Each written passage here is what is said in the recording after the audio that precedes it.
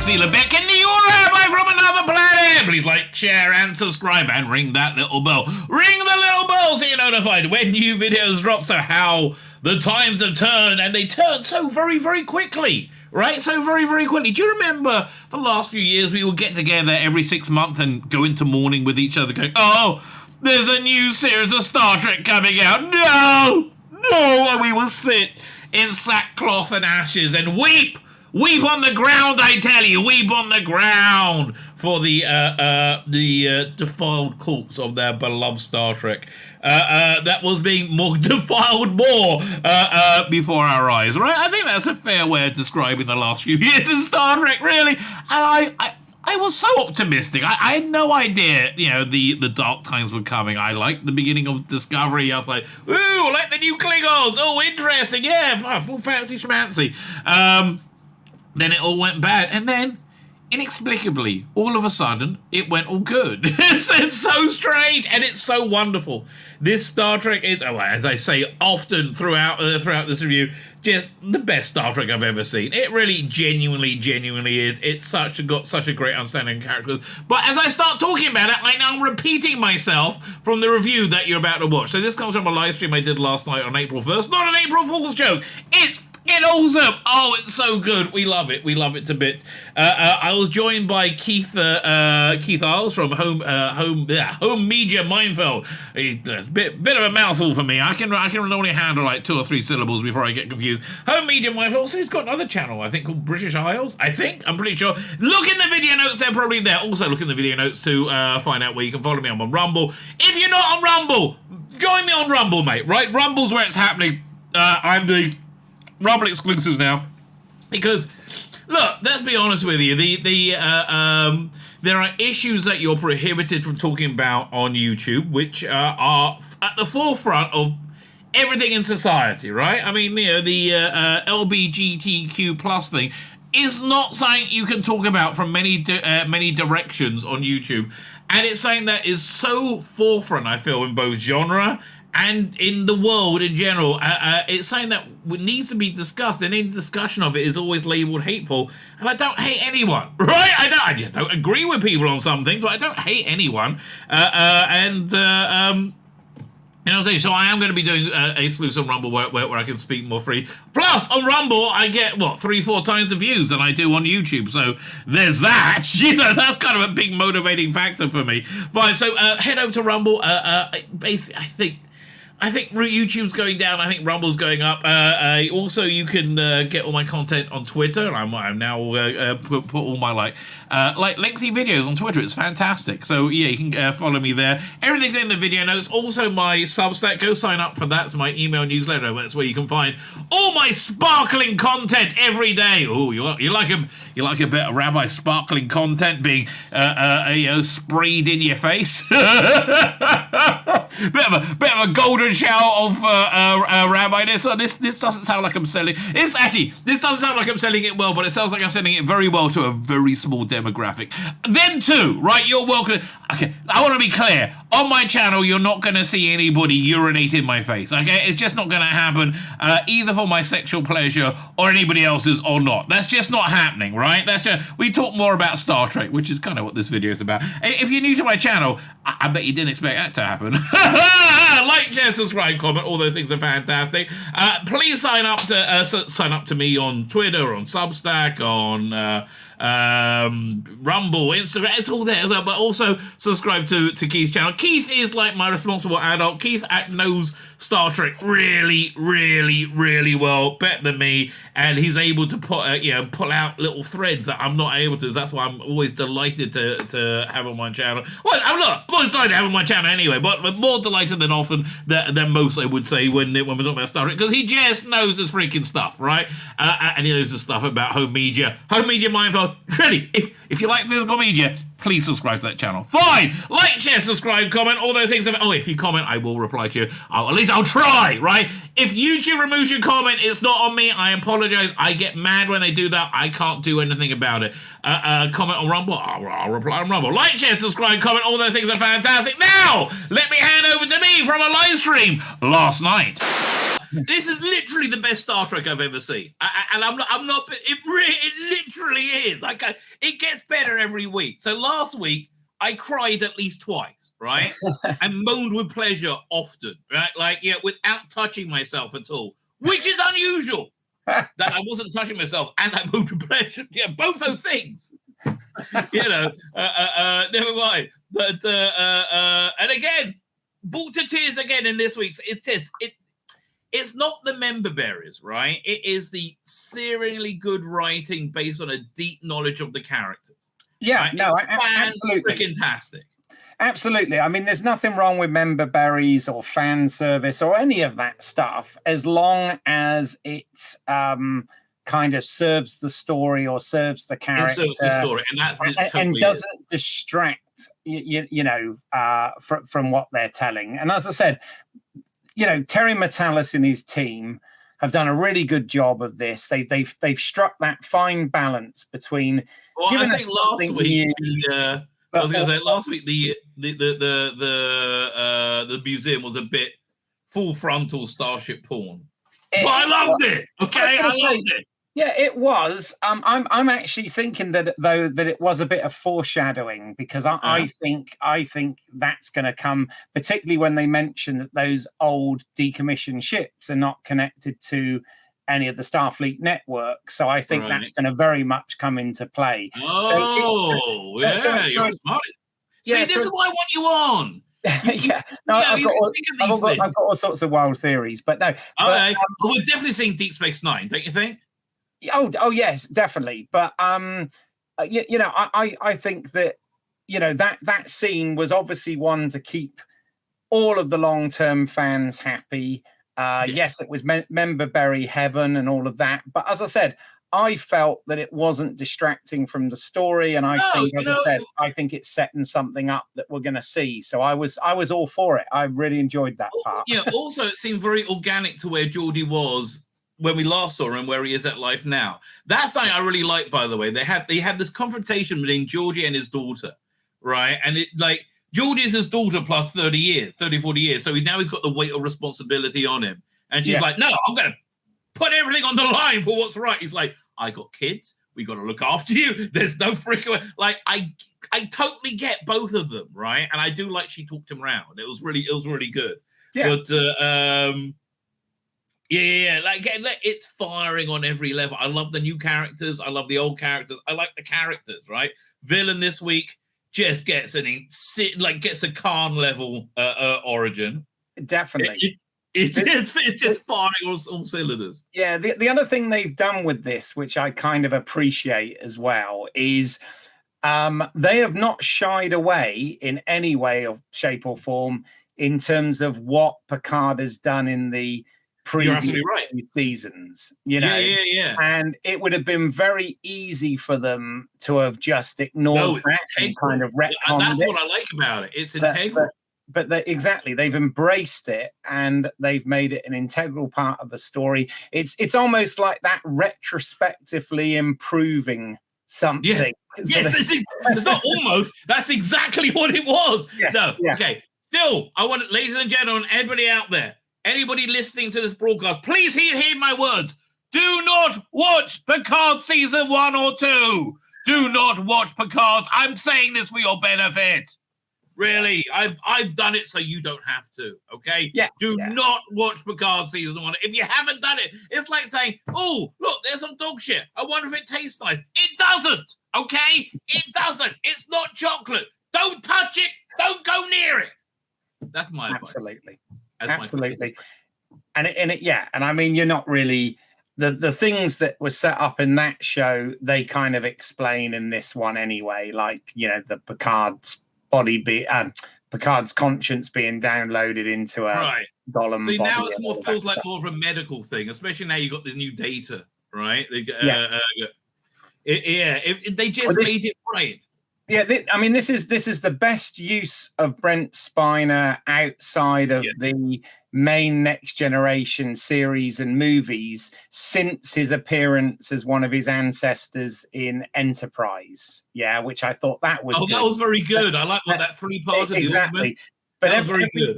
every time they've tried to crowbar him in since, for me, it hasn't really worked. It's been sort of too much of a coincidental resemblance. I mean, like, really, that's a very strong set of genes. Yeah, exactly. I do. I'm not getting the chat. I'll do Keith on a bit of a limited time budget. I think it's the best way of saying it. I'll get to the chat after we finish Star Trek Picard. But just want to say hello to PD Rich. Dan is it? How you doing, Dan? That's very good. Oh, you like my thumbnail? I like it. Did you see my thumbnail for tonight? I'm quite proud of it. Yes, yeah, very, very good, very amusing as always. I do my best, and I do appreciate your viewers there promoting my channel and stuff in the stream. Thank you, Darren M. That's really mods are freaking awesome. Yes, honestly, they are saints among men. Yeah, no, the mods are freaking awesome. Thank you all,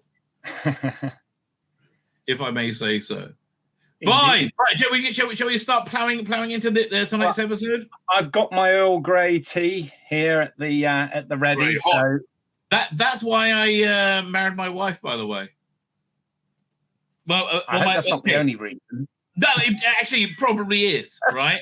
So, like in religious Jewish dating, right, you're set up by a matchmaker. Like I used to have like this black gangster hat. You ever seen those Jews with the black hats and the black outfits and the yes. That was me. I live in North London. There you go. So I see a lot of those people. Yes. So I was one of them going on a date with my wife set up, right? And most dates were awful, and you wanted to shoot yourself afterwards. But that was just me for you. That's what. Anyway, that's what the judge said. Anyway,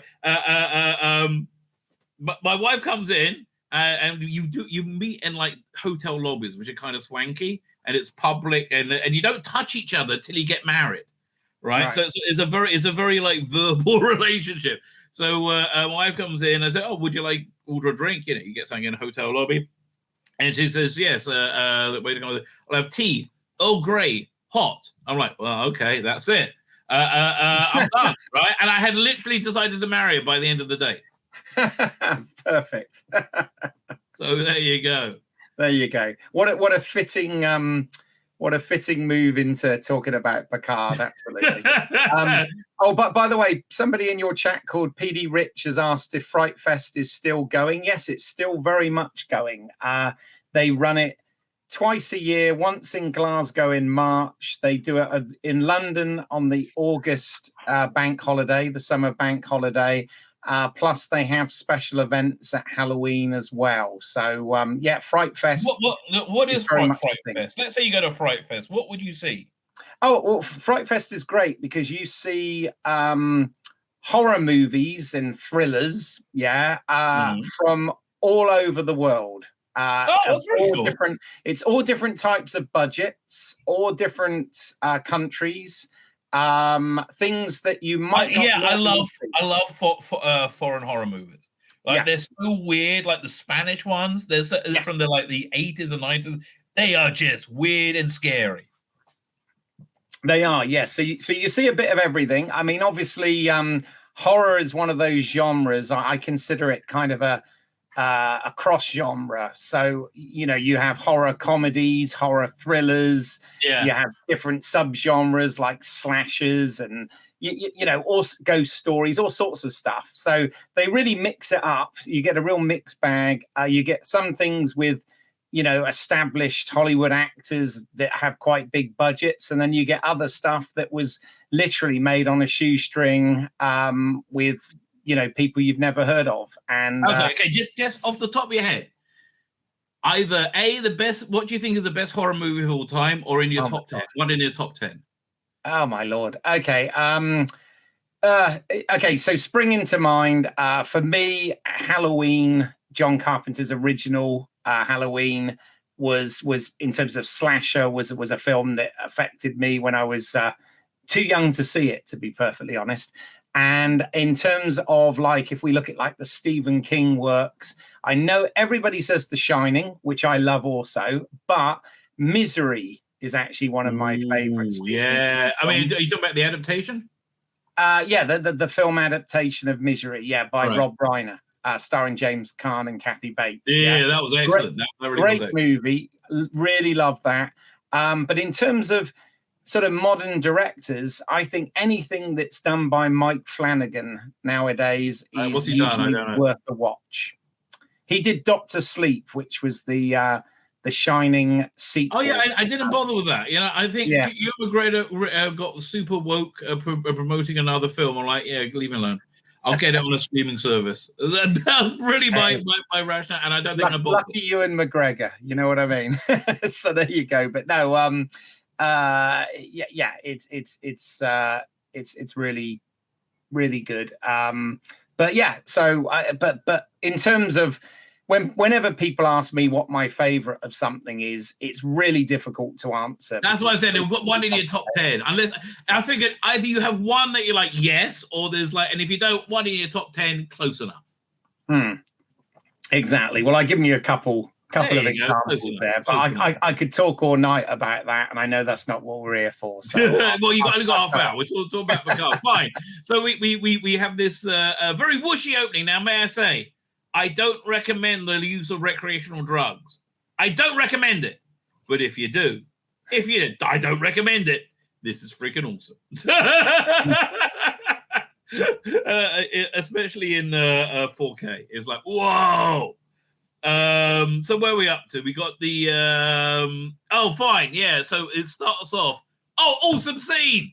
I forgot how awesome the scene was. Starts off, we have Titan is and I like it's not an Enterprise, right? I like it's a different ship, but basically the same, right? Yeah. I just feels like less silly to be the Titan, right? Yeah. Titan's hiding out in the shipyard, which I really like, the Chintoka shipyard. It's mentioned in Deep Space Nine several times, by the way, the Chinook system. Yeah. So that's a little Easter egg there. Yeah. So we got to be seeing DS9 at some point, right? I mean, it's like a given. Fine. So so we get a great scene. 7 of 9 is talking to none other than Tuvok, a grain Tuvok, and it's really great. As for a character I didn't really care much about, which I didn't care about much about any of the characters in Voyager other than the Doctor.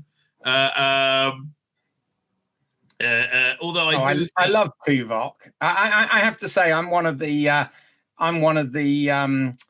Voyager apologists. I defend Voyager. You like it. Never apologize. I like shit. Yeah, oh God, it's like whatever you want to like. Exactly. I'm a real defender of Voyager because I'm watching Voyager. I'm not.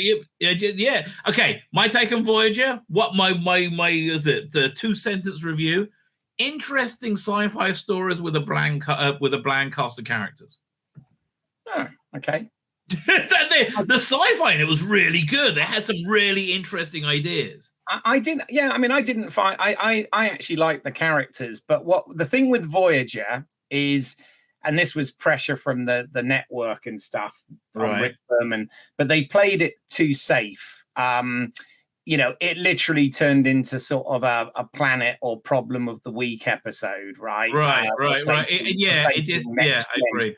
I don't know. Did you ever see? I don't know whether you're into Stargate at all, but no, I've tried so many times. I like the movie with Kurt Russell and Kevin Spader. What's his Spader? James Spader. Yeah, James. I've watched the TV. I've watched so many versions of the TV one. And I haven't liked any. I was not really a fan of. I like the movie like you. I was never really a fan of the SG-1 or Atlantis series, but they did do another series called Stargate Universe. Okay, I think I saw that. That was I saw like 4 or 5 episodes of that. That kept me longer than anything else. Well, the thing is, that was kind of what I think Voyager could be or could have been. Oh.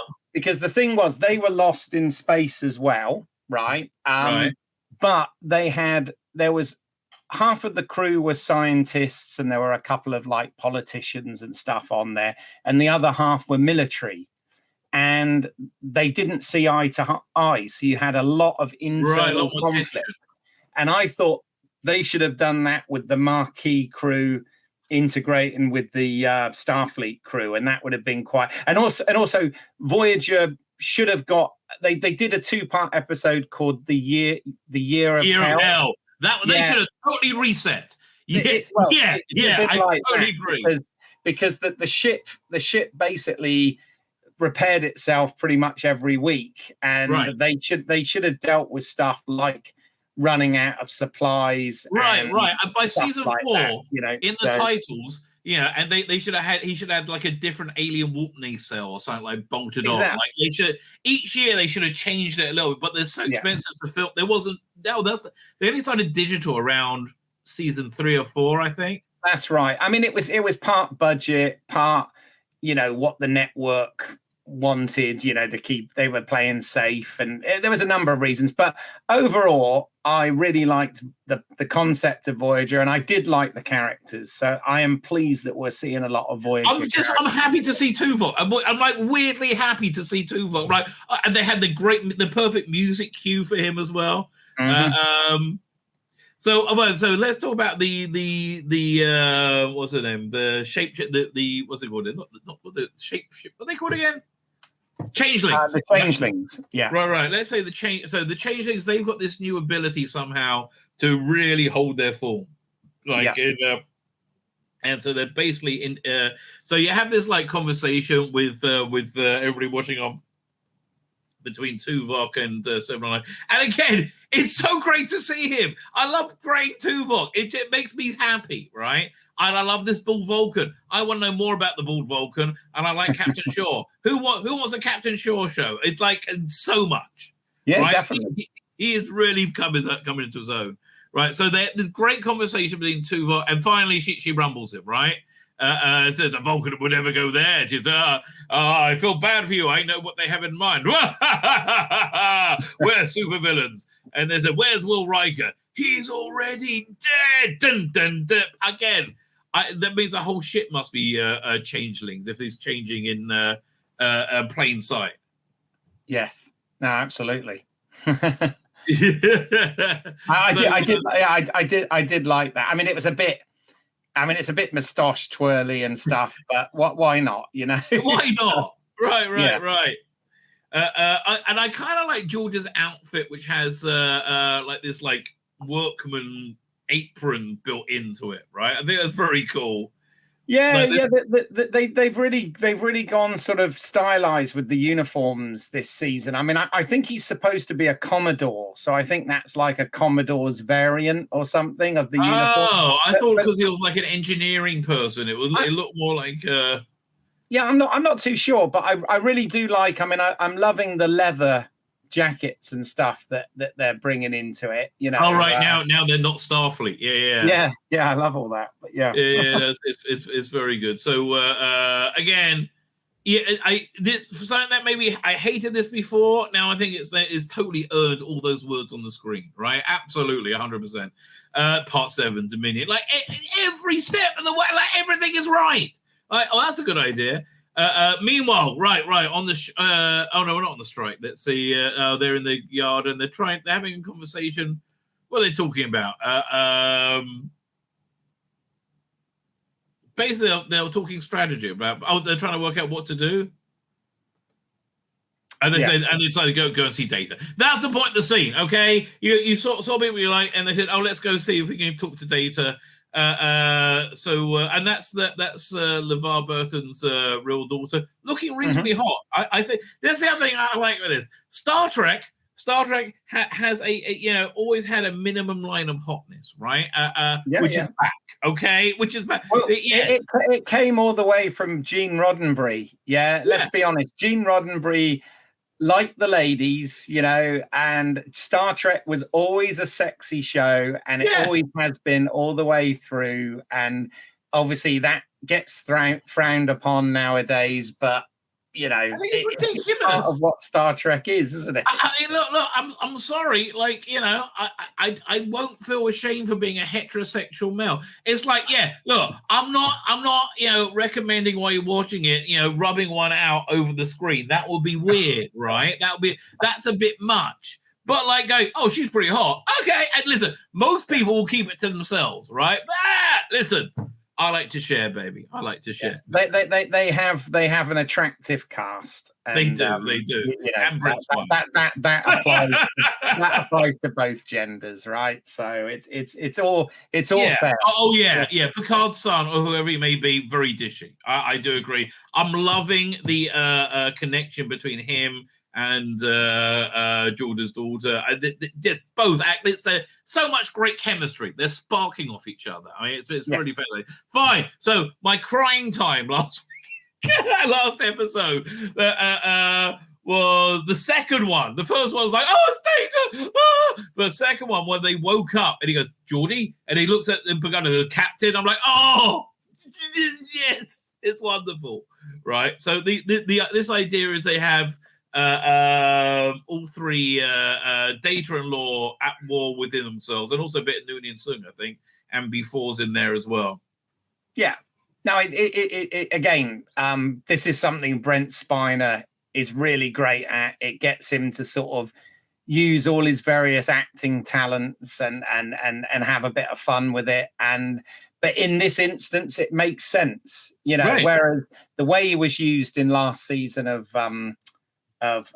Picard didn't make any sense at all. Where he was he was like he was the 20th century, or sorry, the 21st century villain, you know, guy who had been messing with the android stuff and whatever, and then at the end he pulls out the Project Karn, you know, the eugenics file and all of that stuff, and it was just again, it's all very, very on the nose. But was his daughter Soshi? I can't remember. Soshi, that's right. Yeah, he was like her father, kind of thing in the before she goes off with Wesley at the end and all this sort of thing. Yeah, again, I'm being before this series. Yeah, I'm being sketchy because I only watched it once. You know, I mean, it doesn't really matter. Don't watch it, okay? So fine. So they I do like when it turns to Law, right? That's before, and so what they're asking him? What are they asking him? Well, they're well, first of all, he when it's Data, he's his first thing is he remembers the events of Star Trek Nemesis, which I thought was quite a nice link. But then, they're asking him about the security. Was it something to do with the security around Daystrom station? So like that. Look, it's a plot point, okay? You're seeing him, right? Fine. They're working out this is all I'm working out. That's him and Law basically at war with each other. Can you disconnect? And disentangle them? Oh no, Captain. This is far more advanced than Data. And I didn't know what to do there. So that basically they're just setting up the problem. Meanwhile, on the Shrike, we don't get to see Riker or Troy, but we do get to see more of this strange relationship. Whatever it is. Yeah. So I thought at first I thought that she was a human with a shapeshifter implanted in her or something like that. So now it turns out, no, she is a changeling. And it's got to be Par Race. My money's on being Par Race are the real bad guys behind everything, right? I doubt we're seeing Avery Brooks, but oh God, could you imagine? Yeah, I don't think we will, but that would be I don't think we will at all. He's very disassociated, which is such a shame. I have to say I think he was such a positive role model for Black American fatherhood, right? Which is like that there needs to be positive role models for. I believe. I don't know why he's disassociated with the role. I really don't. But, I think he's just retired from acting. I think it's as simple as that. I think he's just retired. I believe so. But yeah, I don't think he has any particular problem with Star Trek. It's just that he's just retired from acting. Because there was that great DS9 documentary, What They Left Behind. Don't you see that, right? Yeah, that was very good. Yeah. So he's the only one not like they have archive footage of him. Everybody else. Great. Yeah. He's good. Everybody else is in it, right? And they're really fantastic in it. Okay, so fine. So this new villain has this is a changeling who has strange masters, right? And they're I love it. You're malleable by nature, and so they've got to try and find. He said, I wasn't able to get Riker or Troy to talk, which means they're both alive and like they both survived. They're being tortured. I'm like, well, that's impressive.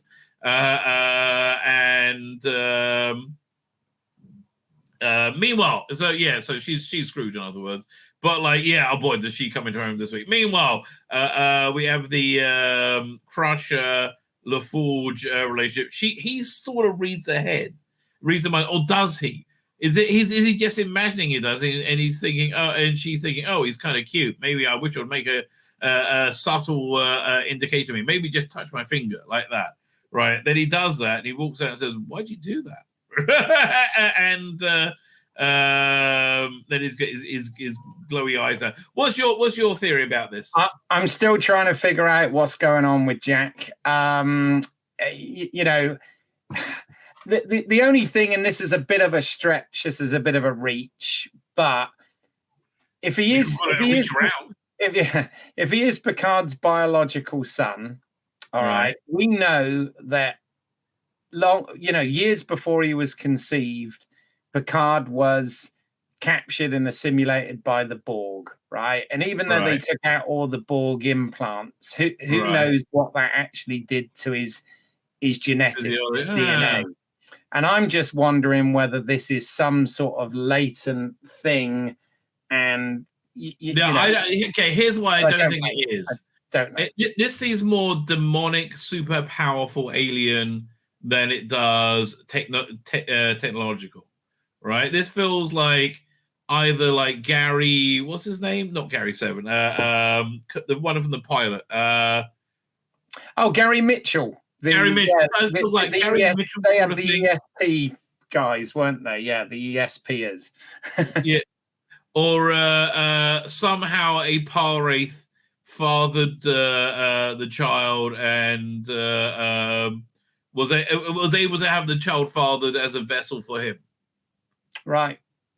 That's my my guess. Yeah. The only thing is they had the silver eyes, didn't they, rather than the red eyes? But yeah. Right. Yeah, but I not that. I mean, there's so many superpower aliens they could it could be. Yeah, it's like two or we've met. I mean, they've started to rehabilitate Cyborg in Strange New Worlds, coming out this year. Looking forward to that. That's in May, I believe. June, I believe. June. Yeah, I'm looking forward to it. Yeah, I am nervous, right? I'm much more settled now than I'm not, right? Because I think this is awesome by happenstance. It's like I really do. I think when they just greenlit a Kurtzman led Starfleet Academy show to connect with. Yeah, I'm not excited about that. I mean, really, how are you so stupid? It's the way, like, how do you do the same stupid thing over and over again without it's like you must be a TV executive, right? That's the only explanation. Anyway, so he's like, oh, what's wrong with me? So then he goes to I thought I was going to go to talk. Yeah, then he goes to talk to he's looking for Picard, I think.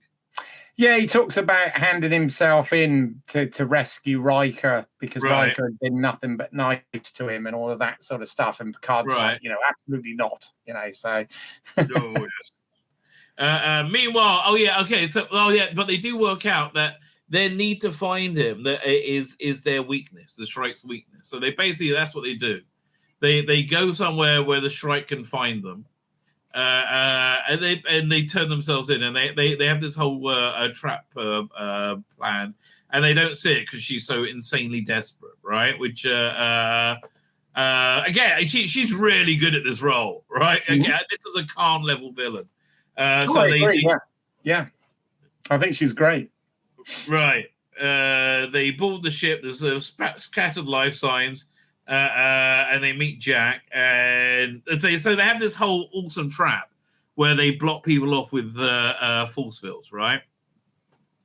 And it works really well. They capture everybody, I think, pretty quickly, and she's not. Nobody's really worried about it, but shit, they can't get out, so they're trapped in. And then suddenly he loses controls to the transporters because that's how they need to. And they know what's going on. And Law has taken over. Dun dun dun. I love the archness of Law, right? Yeah. Well, they even joke that, don't they? LaForge's daughter says, right. Has he always been this arch? Which I thought was hilarious. Yeah, I forget. Yeah, absolutely. I like the new makeup as well. It feels like Brent Spiner. It feels like it feels like he doesn't have to go through as much makeup as he used to have. And it's fine. I'm sure it was his idea. I'm sure it was like, if I come back, if I do this again, I don't want to wear the bloody eyes. Yeah, can I be human this time again? I think, but I think this also ties into this legitimizes Picard's android body now a lot more because they're basically the same, right? So, so that I think it also made Brent Spiner's character from season 1 of Picard actually make some sense. And which one was that? How do you remember? Who was that? Well, because he appeared as a hologram a couple of episodes ago in this, didn't he? He was the one that explained. Oh, so he was that? He was in season 1. Yes. Yeah, he was the one who gave Picard. Season 1 was the one on the planet of androids that gave. Oh God, yes! Oh, that was awful. Picard. Right. I remember how bad that was. It was terrible, but it was terrible. Well, Soji, very hot in it. Very, very hot. You can't underestimate. Yes, very like in a desert. The mere bit of eye candy really helped. So anyway, what's the name? Steps up her evilness. Great Star Trekky debate right now where they decide, should we just kill her? Right, essentially. Well, I actually think in terms of the sort of Star Trek prime directiveness of all this, and the moral dilemma, I actually think this is quite good because because the Vadik sort of has a legitimate reason. She has a very legitimate crime. She was experimented on and tortured, by Starfleet, by the very people she's now attacking, and she's certainly attacking them as a surrogate, right? It's not she seems to be somebody else's cat's paw. But this whole scene again, where they're trying to decide whether or not to kill her, that feels very much started. So they found out the other thing it does, and I love it when Star Trek does this. It explains why she has the form that she has. She took on the form of the scientist that all those years ago, experimented on her, and I just kind of think that's. I like it when they do. Obviously, they did it with Data originally, being like in the image of his creator, and the same with the holographic Doctor in Voyager and all this sort of thing. And because my first question was if she was a changeling, why didn't she just look like Odo and the other changelings? Well, no, I think because we found out their weird abilities. Yeah, I think she's kind of like. I think we're gonna hear some more about that. Yeah, right? Exactly. It's good. I'm really liking this because there are still loads of questions and it's not. Yeah, but it's telling a story, right? Mystery box, is it? So yeah. Okay, this seems great. She's singing Three Blind Mice. So now she basically talking about her origins, about how she was tortured. And experimented on. So the interesting thing about this is I feel this is seeing a dark dystopian side of Starfleet without it destroying Starfleet. I think the Starfleet we saw in season 1 was not Starfleet. It didn't feel like Starfleet. This still feels like Starfleet. But I think Alex Kurtzman's trouble is he just fell in love with the whole Section 31 thing. I went back and started thinking about Into Darkness, which is where he started with that. Yeah, right? That's his one-trick pony idea. It is, and the trouble with the whole Section 31 thing is, I know Picard is set years after everything. So, okay. But the whole idea was always that nobody was supposed to know about Section 31. Right. And now, they've even got their own bloody badge, in the Kurtzman universe. I remember that black alert. Yeah, and it's like kind of, this is supposed to be a hugely covert that very few people other than, real high ups in Starfleet even know about. Yet now everybody knows about it. It's right. In every time zone, apparently. Yeah, exactly. 29th century in the prequel. Anyway. Yeah. So that we go through and then this totally legitimizes her origin, right? I love it. This is you just see her turning into her behind her oppressor, and so I think they're deciding to kill her, and Law's taking over everything, and how he lowers the force fields. Oh yeah, no, this is the scene where I cried. Oh yeah, absolutely. Well, this kind of redeemed a little bit for me, because one of my, and I have mild nitpicks with the show. I'm really loving it, but I have mild nitpicks. And one of the things in last week's episode is I sort of thought that Geordi wasn't really the character that we remembered, and there again, 20 years had passed and he's had daughters and all sorts of stuff, right? But this was brilliant, because this was, LeVar Burton and Geordi getting to have their thing about how losing Data really, hurt them and stuff. I thought, yes, this is brilliant. There's Geordi. Love it. Right. For me, I think this also was better than putting in this episode than last episode. Yes. A, it gives them time to soak up the information. And B, you want to space out these scenes, right? But I agree.